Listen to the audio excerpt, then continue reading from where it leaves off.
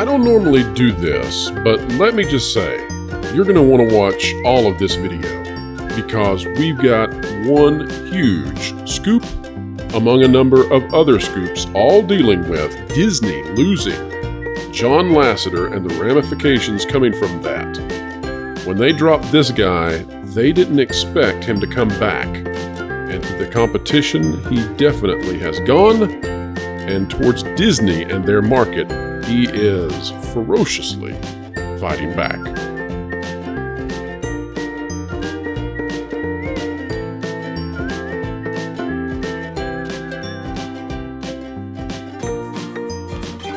Explaining entertainment, keeping you ahead of the culture curve, a track record of excellency right here on the WDW Pro channel. And helping us continue that excellency is a host of great co-hosts, Valiant Renegade and Jonas J. Campbell. Gentlemen, welcome back. And Jonas, this is back-to-back for you, day after day. Thank you for helping me out so much. Oh, I am glad to be here on this lovely... What day is it today? I forget. Oh, it's Wednesday morning, Jonas. It's Wednesday morning. Oh, that's right. The magic of the internet. I did have a video come out on my channel this morning. Huh. Can we just start saying it's a day that ends in Y? Because that would make things far more simple. And when it's a day that ends with Y, we're covering the mistakes and mishaps of Disney, ladies and gentlemen. That's what we're doing again today. Not directly, though, this time, but indirectly in that we're going to be covering something that Disney let slip out of their hands, which they are about to regret mightily. All right, if you like content such as this, where we cut through all of the stuff, all of the fluff of the entertainment industry and actually tell you the truth so that you know what's coming and why it's coming, click that like button, share, subscribe, and you can stick it to the algorithms. When you click it, we're talking about that notification bell. We do covet your comments. We care about what you think, so please drop one down below. And don't forget that the Pro Show starts Thursdays every single week. March 23rd, ladies and gentlemen. That's right. Diving straight in, we're going to start off with Deadline, this by Matt Grober, Nicole Kidman, Javier Bardem, John Lithgow, Nathan Lane, Jennifer Lewis, and more aboard animated pick Spellbound from Apple and Skydance Animation. But Pro, why are you talking about it? It's from June 21st, 2022. Well, we'll get there. We need to give you some context. So here comes that context really fast. The animated film Spellbound, led by West Side Story's Rachel Ziegler, and even though that's not a good omen, don't worry, there are other forces behind this that may make it successful, has expanded its voice cast with the Being the Ricardos duo of Nicole Kidman and Javier Bardem signing on for roles along with John Lithgow, Killers of the Flower Moon, although you don't need to know that because you just know John Lithgow, Nathan Lane, Jennifer Lewis, Andre de Shields, and Jordan Fisher, etc., etc. It's all setting up. Here's what you do need to know.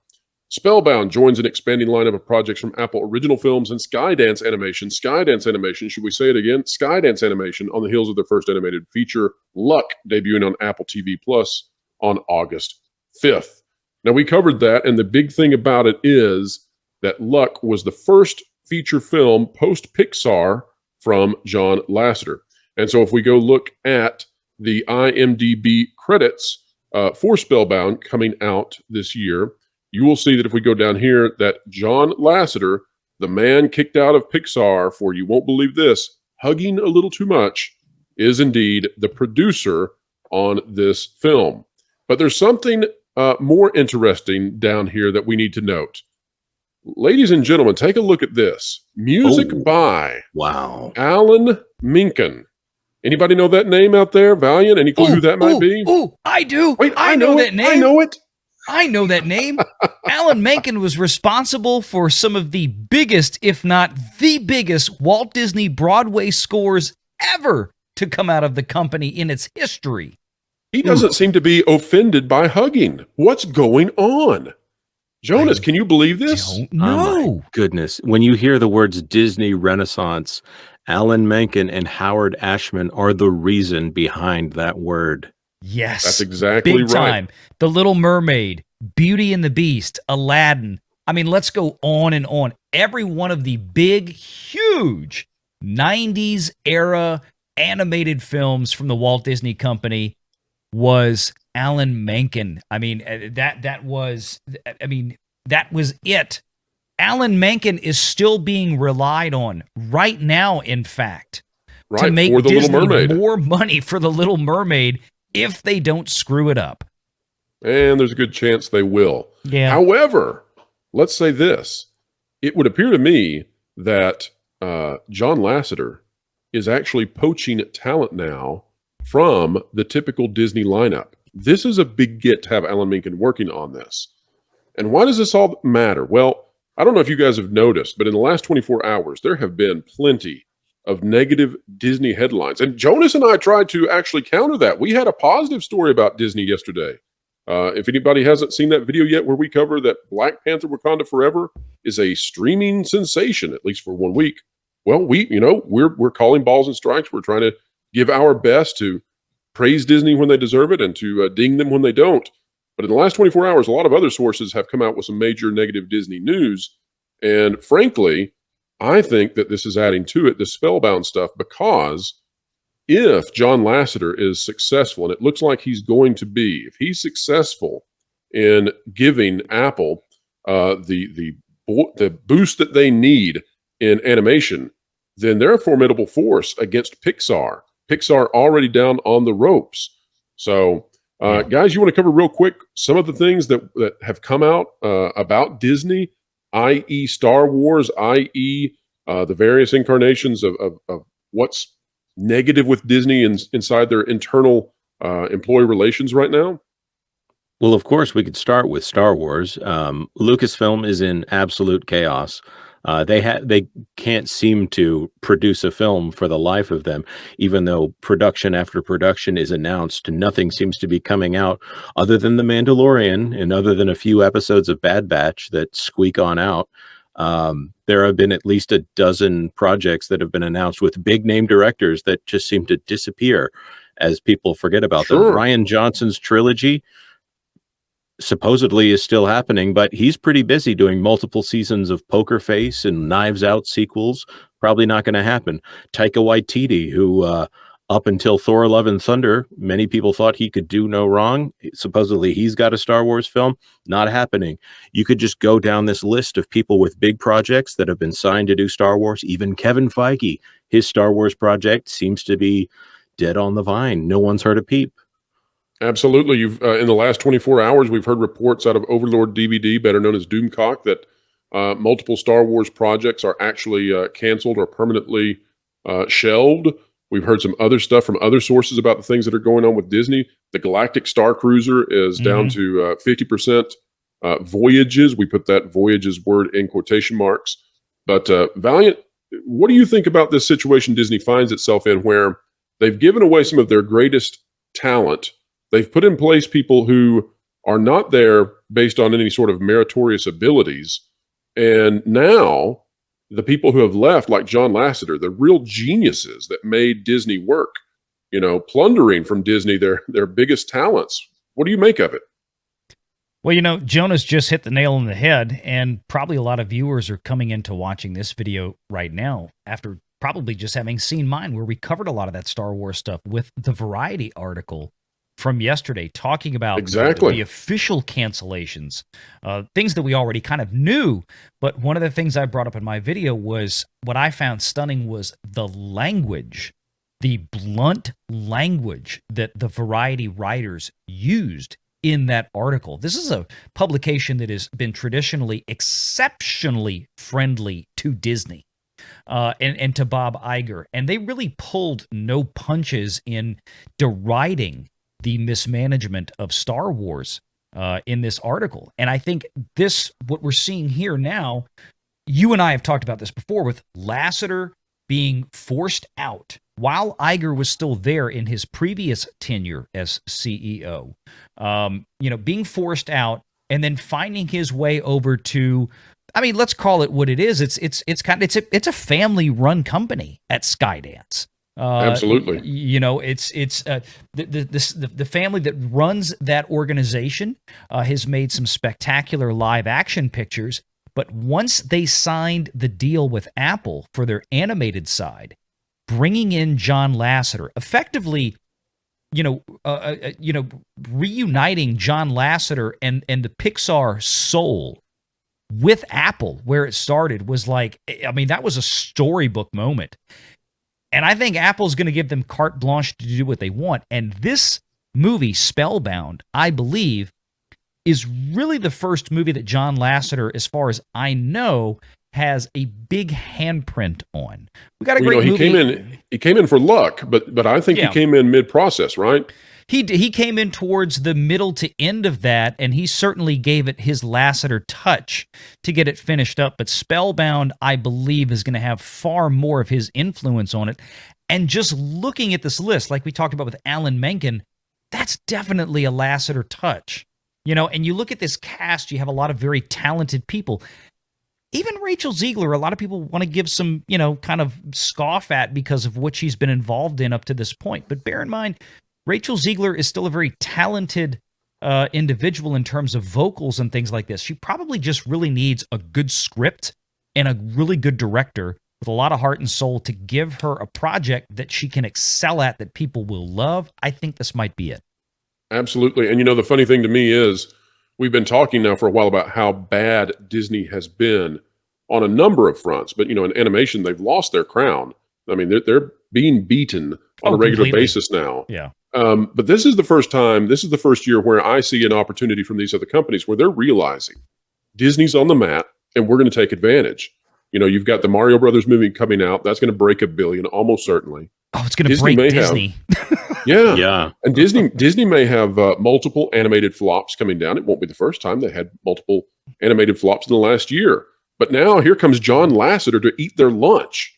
And I hope he does it, frankly, because they sent him out of town on a horse that really he didn't deserve to ride upon. Now, the reason most people probably clicked on this video is to get the latest leak that we have acquired, and so we want to go ahead and do that. Let me say before we get into this that I am not able to corroborate this. I can't verify the facts or the truths therein.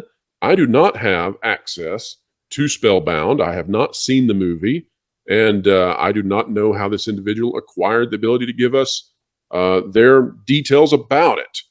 The source is anonymous, but I can verify that I believe that this person actually saw it, and I think I have good reason to think so, but I'm not going to go any farther than that, and I'm not going to speculate about this. All right, let's jump into what this source has provided in regards to Spellbound and how it's turning out so far.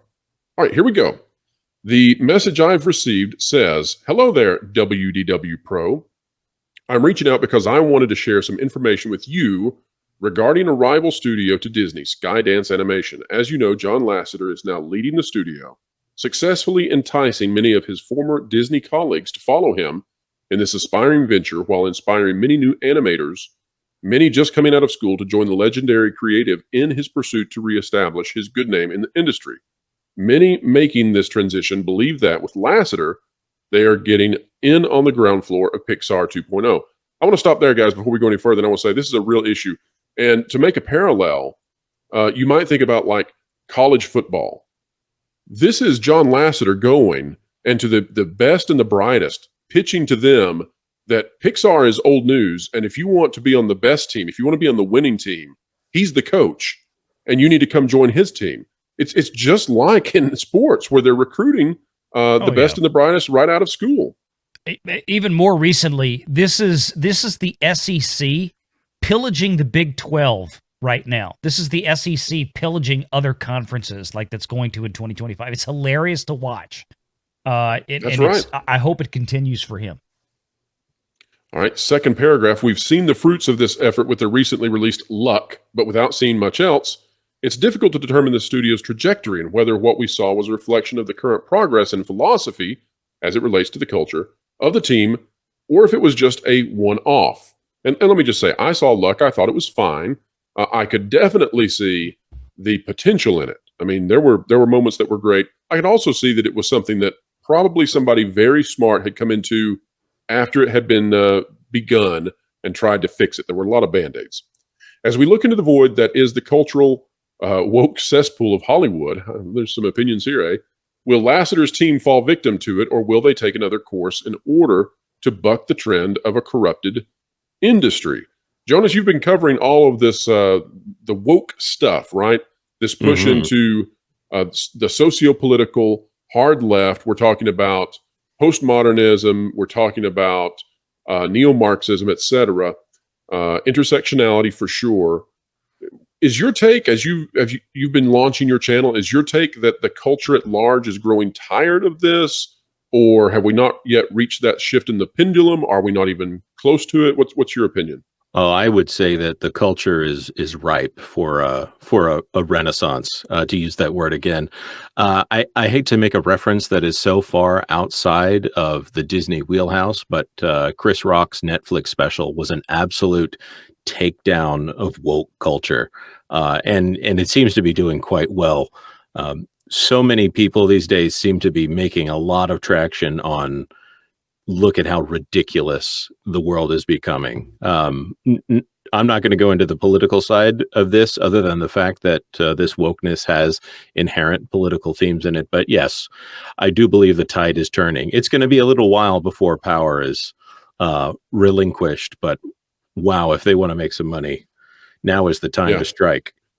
And that's why I've been saying off this Puss in Boots thing, if they want to do, if Universal wants to do Shrek 5, then, oh my gosh, Disney is ripe to be mocked, and the world is ripe to be parodied. So bring on that green ogre and let's do it again.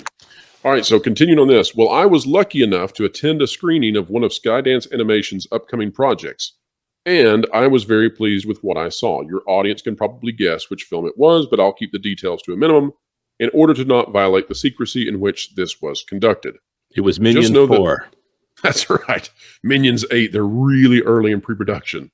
Just know that the project featured a magical setting, funny characters, fanciful creatures, a diverse cast, not only behind the mic, but on screen as well, and a message that wasn't preachy, but actually relatable to as wide of an audience as possible. I think that's a key thing to pay attention to there. They're aiming for the mainstream.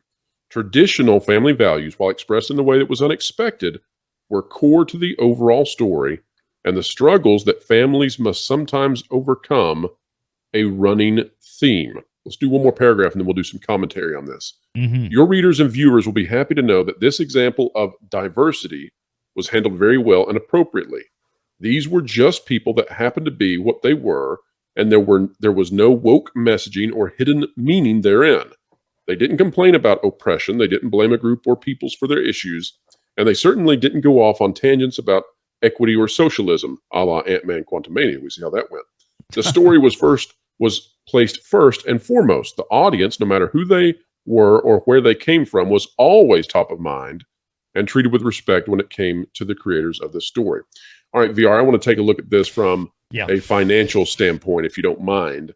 I know this is a basic question, but I think it's necessary to ask this. How much do you think the recent films from Pixar and from Walt Disney Studios, how much money do you think they're forfeiting by aiming into a very divisive narrative as opposed to something that most people could embrace and families would feel safe going to see? All the money. That's the perfect answer. I mean, I don't know. I mean, it's been such a disaster for them. And I could not, I was reading this before we started recording. And as I'm reading this, I'm going to make this, I'm going to go out on the limb. And I don't think I'm going out on the limb that far. Reading this, and just for a moment, assuming that everything this source is saying to the best of his or her knowledge is completely accurate, right? Because sources can only convey what they have heard or seen. And in this case, they're declaring they've seen it. So right. So that being said, I'm looking at this and I'm reading those two paragraphs you just read, Pro. Those are the real reasons that John Lasseter was fired from Disney. Let's be frank. You're right. And not hugging them. No, we don't think. Okay. No. Not even garish Hawaiian shirts. No. That was the excuse that was used because think about this. At the same time that John Lasseter was sent packing out the door, what was happening inside Pixar? It was being turned more and more and more leftist, socialist, cultural Marxist, wokish, whatever terminology that one may want to use out there in the YouTube ether. I'll use crappy. Can we use crappy? Crappy would be fine too. What was also going on at the same time, around the same time that all this was bubbling up? You had a complete shift in Gravity over at Marvel Studios and things like this with Victoria Alonso, stuff that we've covered before. It was this entire gravitational shift inside Disney. Because it seems like all across the studios. You're exactly right. It seems like in a very short span of time, most of the studios made this turn within Disney. It's remarkable. Absolutely. All within the same maybe 12 to 24 to 36 month period. This was all the shift, right? So John Lasseter has shown the door. Here's a guy that said, wait, look, we can't start out. Imagine this in the writer's room. We can't start out. This is John Lasseter talking that we can't do a diversity chart board and come up with, we need to have a character that does this or that or is this or that, and then come up with a story to fit some political mantra. No, that doesn't work. Listen to what John Lasseter said. I played the YouTube clip before, I think, on our live show together, Pro, talking about you've got to have a compelling story that is escapist and that has to be believable. It can't look, not real world. It can't look like what you see on TikTok and Twitter, but it's got to be believable, right? That's what Lasseter wants to build. That's what he's doing here. And he's making natural diversity. And I want to draw the distinction for the audience here, because a lot of people out there think that, oh, well, we hate this or we hate that, or we're ists and phobes and all this kind of stuff when we critique silly things like The Little Mermaid, right? Sure. But let's be honest. There's nothing wrong with diversity. We're looking at we're looking at a project here that Lasseter is trying to create within Skydance that's going to have a quote-unquote diverse cast. But he's not taking existing properties and changing them just for the sake of diversity to make a message. He's making it natural. He's making it something that is part of the story as opposed to ham-fistedly forcing it into something. This is a lesson that Hollywood needs to learn very quickly. Because to get back to your original point in the financial question, this is why they're failing. This is why people are not going to accept the way they're doing this right now, because it's being crammed down people's throats in the most offensively, poorly done, poorly executed fashion that you could imagine. Let me add. They're taking characters from all these different properties, and they're assigning identities to them that seem like they just went through and said, we've got to have at least 10 intersectionality points for this character, and you end up with this thing that looks like it went through a DEI spreadsheet. As our friend Eric July would call it, the Tolkienization of Hollywood. Yeah. Jonas, what was your point? No, the difference between diversity for diversity's sake and diversity that we used to have is that diversity was still brought through a lens that we could all relate to. I'm going to read the description of the movie. It's one sentence, as a good Hollywood tagline should be. Spellbound tells the story of Elian, a teenager who comes of age using her magical powers to defend her family when the opposing forces of light and darkness threaten to divide her kingdom. This is a key thing when you have a diverse film and it centers on family, and that the family is a good thing. This is defiance of woke ideology, which looks to tear down the family. That's a great point. Which is the great point. of Jonas, society. I don't understand this. I mean, we had shows that centered around families like the Proud Family. What's the difference? Where they desecrate the dad. Yes, where the dad is a complete idiot. In Strange World, again, that was a loaded question, folks. I'm using it as a springboard. Or you look at Strange World, where the dad and his dad are even greater idiots as you get further back in the lineage. You look at Star Wars and the themes that have been put into it of a found family taking prioritization over a real family, to the point or a stolen family. Exactly. Stolen family name. Where you have someone identify as something and their family is something to be overcome as opposed to something to be valued. It looks like here, from how this person has described this film, that family is described as a positive thing and a unifying thing, and that diversity is good, but we also have a unifying framework by which we can all relate, which is the main difference between woke diversity and real diversity. Those are all fantastic points. And as you were mentioning all that, I couldn't help but think that if the original Star Wars had the values of the sequel trilogy Star Wars, at the end of it, Luke Skywalker would have changed his name to Kenobi because he was mad at his dad still a little bit. But anyway, All right, folks, let's take a look at this next paragraph we've got. Indeed, there was a pair of characters featured in the film of the same gender that were alluded to being a couple, but they could have just as well been very good friends. No kissing or heavy-handed hints that they could be something more. Moreover, they stole every scene they were in, and the audience universally loved them no matter your background, values, or politics. The lead was of mixed race origins, from what I could tell in the few scenes that featured anything close to a final render. But she, and there's a good giveaway, this is legit. But she, although I would not put this out if I didn't think it was legit either, folks, but she just as easily could have been white, Asian, Hispanic, or any number of other ethnicities. The one thing they were definitely was female, and thankfully that femininity was preserved and highlighted while still characterizing her in a way that anyone of any gender, age, race, religion, or creed could relate to. Wonderful. It was old school storytelling through and through. And it was obvious that John, that's Lasseter, was pivotal in establishing the above-mentioned foundational principles for this studio, and which was greatly reflected in their work. Not everything was perfect. The story definitely still needed work, and it was evident that the team felt similarly, as most of what we saw were rough storyboards. I'm guessing they're still working out big plot points before dedicating the bulk of their team to animating and rendering. But it was clear that this story had potential, and this audience first approach was a winning formula. It was like watching a Pixar or Walt Disney animation film from a decade ago.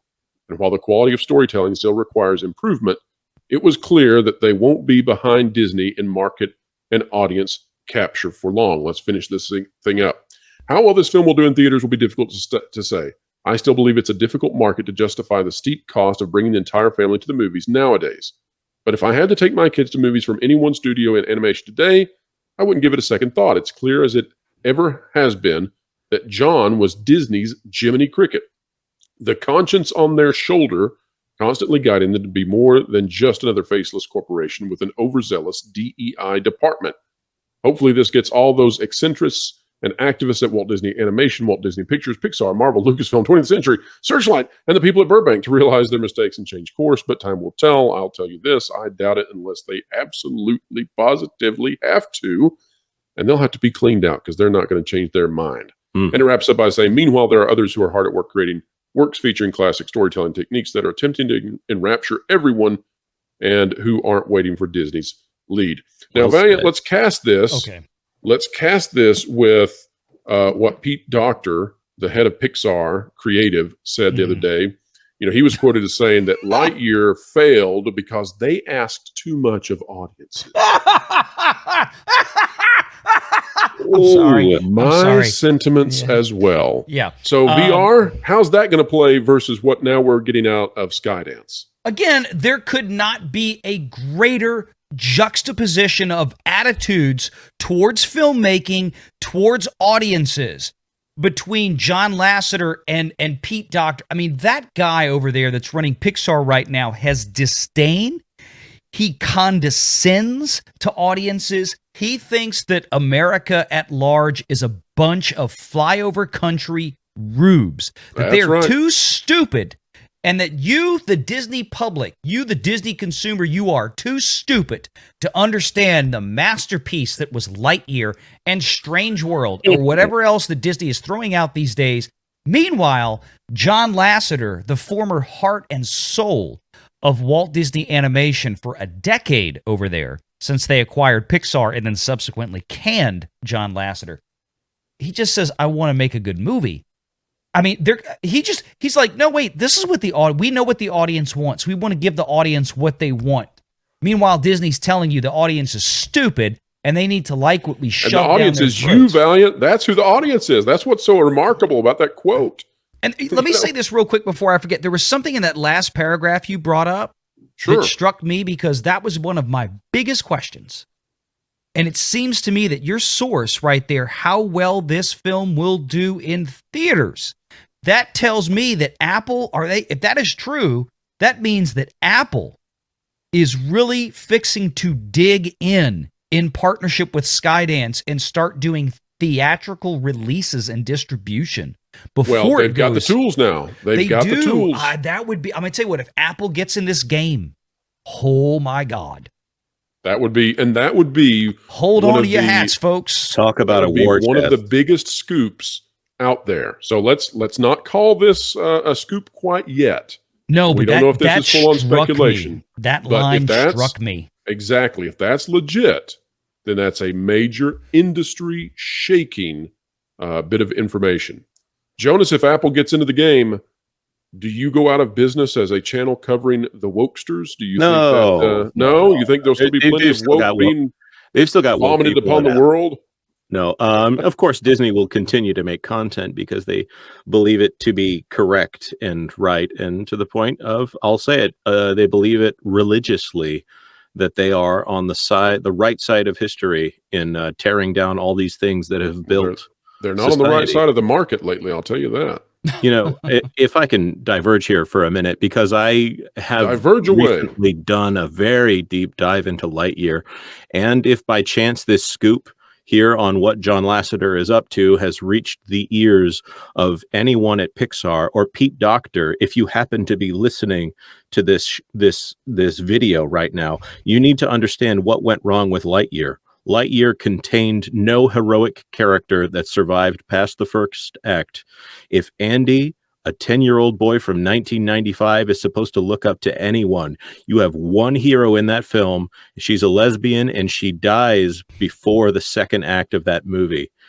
Everyone else in that movie is not a heroic character. And in fact, Lightyear, by the end of the film, spoiler alert, turns out to also be the villain of the movie. Yep. And everything heroic about him turns out to be the things that feed him being a villain. You have a movie where you are actively destroying the concept of masculinity.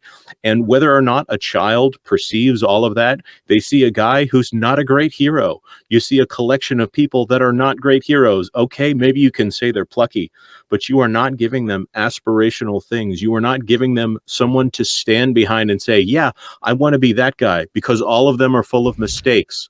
They're just mistakes. There is nothing there but, okay, I guess we stop the guy that's worse.